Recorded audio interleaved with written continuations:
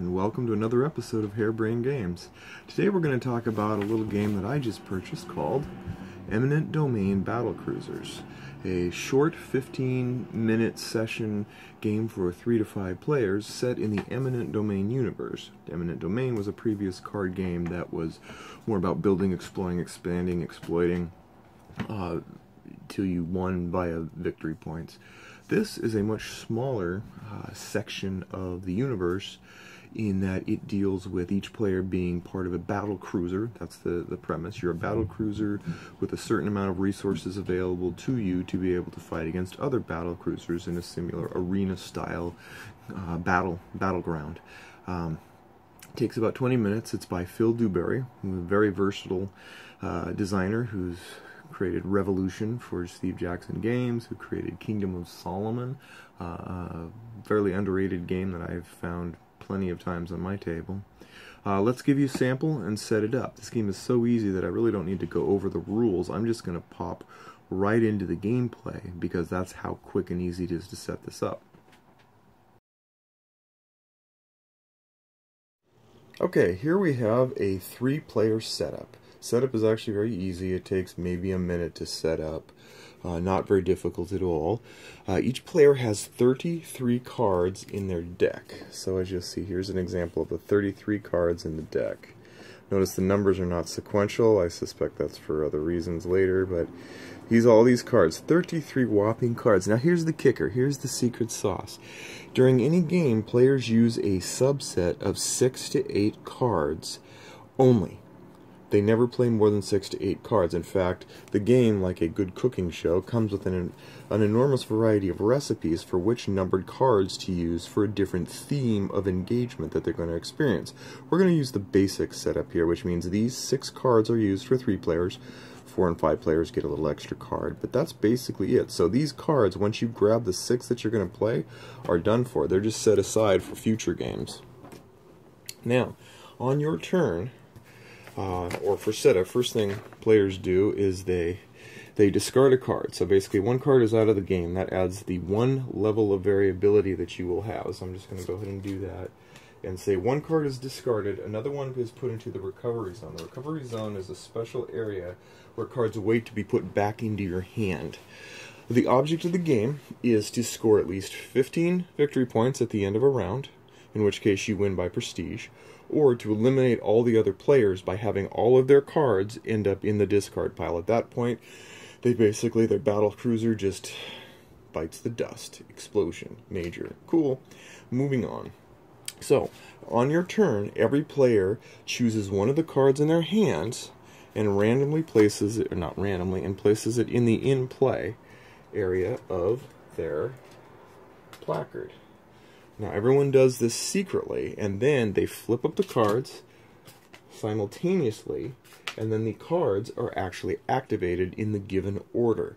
Now what you'll see here is that all 3 of these cards, and I'll bring them up closer so you can see, I have Spectre, Reckless Pilot, and Spectre Ops. They take precedence by numbers, so this one would go first, the next ones would go second. What is this special ability? Discard 1 card, Reckless Pilot, so I have to discard a card, which I will do from here, and that's bad because he's reckless. But he gets a whopping 4 prestige points. So everybody starts with 1, so that's going to give him 5. So he's a third of the way to victory right now, just with this 1 card. Nothing was able to thwart it. Now here's the kicker. These 2 chose Spectre Ops. Now that's great, except for one thing. You can never pick another card that someone else does, or else you don't get to do the special ability at all. You are relegated to the Clash. Now the Clash has no effect. That's actually probably the best situation you can get, because some of the Clash cards really hurt you. You want to try and outguess what your opponent's going to do and either choose to clash on purpose because you're trying to mess with them, or you try to avoid the clash by picking a card you don't think anyone else in the game will also select. So these are basically worthless cards. They have just lost a turn and given middle player here an advantage to get 1/3 of the way to victory already. So what we do now is each of these cards, when they're done, the in-play cards go into the recovery zone, and the recovery zone cards go back into a player's hand. So these go back into their hand for reselection. And these cards are placed in the recovery zone.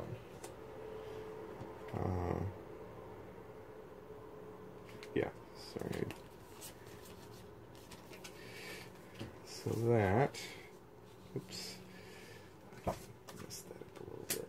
Put it there. And this actually goes here. There we go. Now we're set up. And that's basically one round of play. Then we check and see if anyone's won or anyone's down to one card left, and then we do it again. We're going to do another turn now, and we're going to do this, this, and this. Reveal, reveal, reveal. Now we have 3, 31, and 43. Now notice they go in order, so shields. This shield card is great because it lets you be shielded from any effects of all of the opponents, not only for this turn, but even for the next turn. So it's safe. That's a great thing. However, if someone clashes, it's discarded, and that's bad. And that's a good thing, because laser cannons in the middle actually requires an opponent to discard a card. Shields keep that from happening. Unfortunately, that's not going to help Escape Pod person. So he has to discard a card either from his hand or from his recovery zone. And so he's going to get rid of Spectre Ops. What the heck? And now it's his turn. He gains a victory token. But it says if you have no cards in your hand, return up to 3 cards of your choice from your discard pile to your hand. So this is a great one to use when you basically know it's the last resort that you can pull off, because then you can, this is one of the few cards that lets you actually pull cards back from the discard pile. Most of the time when they're there, you know you're going down to the wire. So that one goes into the recovery zone, and now this one goes into the recovery zone. Reckless Pilot is returned, Special Ops goes back, and now we're going to do one more turn here just to show you one final example. Flip, flip, flip. Alright, so what do we have? Oh, we have another clash. Look at that, another clash. These both shows captain. So what does the clash text do? Gain 3 victory points, but then you lose a victory token for every other player that shows the clash. So 3 minus 2 is 1. So they still get something, but they don't get us a whole lot more than they thought they could. And if you had more players, it could get even worse. You could actually end up losing points if you had a 5-player game. So these go here, and then laser cannons. Oh, you gotta love that. Everyone else has to discard a card, so they discard a card, and that's how it goes. Once again, the winning conditions are that a player reaches 15 victory points at the end of their turn, or they eliminate all the other players. Once all of my cards here are gone, once I'm down to my last card and then I lose it because I'm forced to discard it, I'm out of the game. My points don't matter. And that's basically the way the game goes. Now, what's interesting is that every single one of these recipes, these battle plans, is very, very different. What I played, the basic game, gives you a little taste of everything. Clashing, point gaining, etc. Other ones, Friendship Breaker, for example, is just nasty. You will basically not like anyone around you, and there is no shield to protect you, so it's an all-out dogfight. Other ones, A Leaf on the Wind, for the example, offers a very curious mix of diplomacy and point gaining with only a smidgen of attacking. But each of these cards is so radically different and interacts in such different ways with the other ones that you really get a lot of play value from this. So let's take a look at my final thoughts and see if this game's right for you. Alright, so we're back for final thoughts on the game Battlecruisers in the Eminent Domain universe. So, first let's go over the things that I like. The card cycling is not an untested concept, but one that I think works very well with this game. By that I mean, any card you play, you're out for a whole 2 rounds with it. And so you've got your recovery zone, you've got your in-play, you've got your discard, you've got your hand. Your cards are cycling, this circle of life that makes the game flow and also gives you some prediction abilities, but not a full-on understanding of what every card every player has, for a while anyway. I like that. the clash. The clash is the tension point in this game. It's what separates it from other games where you play a card, resolve events, play a card, resolve events, exit empires, for example, some of the ones. This clash element is interesting because suddenly the people around you, like any game like a coup or an Avalon or such, you're trying to guess the players and their moves and their maneuvers while you're trying to pick your own card. So you've got this kind of double layer of guesswork to do whenever you make your move on your turn.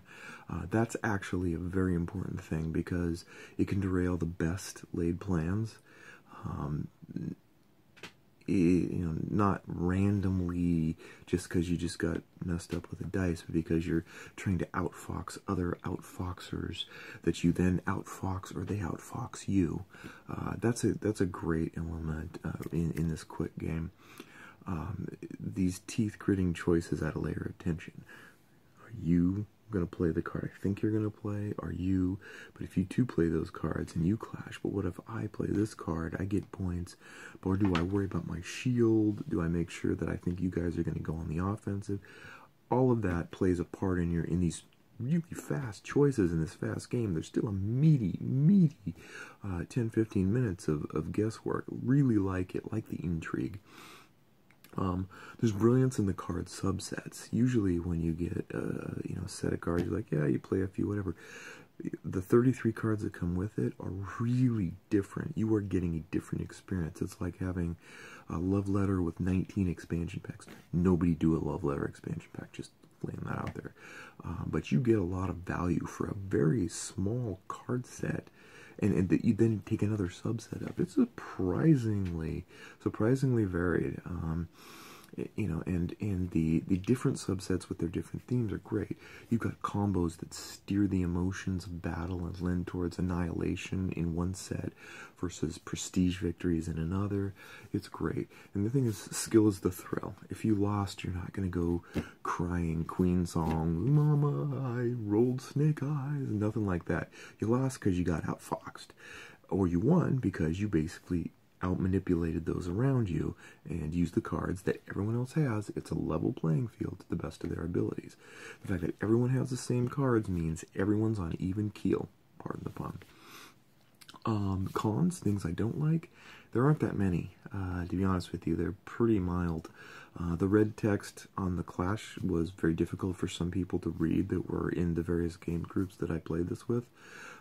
And there was a little bit of confusion when you have cards, 33 cards, but they numbered 1 through 44 with no reason why mentioned in the card rules.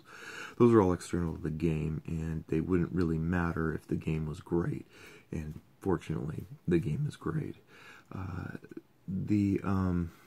Some games and card combos tended to leave players out of the running earlier than later, where there wasn't really a good catch-up mechanic in that particular session. You can always fall back on the clashes.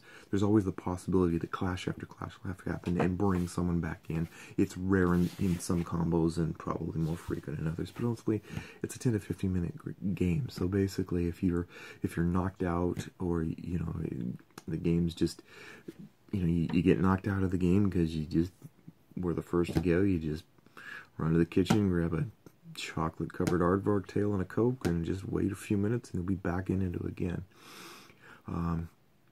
Usually when someone brings up a game like this that feels like a filler, what they really mean is this is somewhat satisfying but generally transitory experience.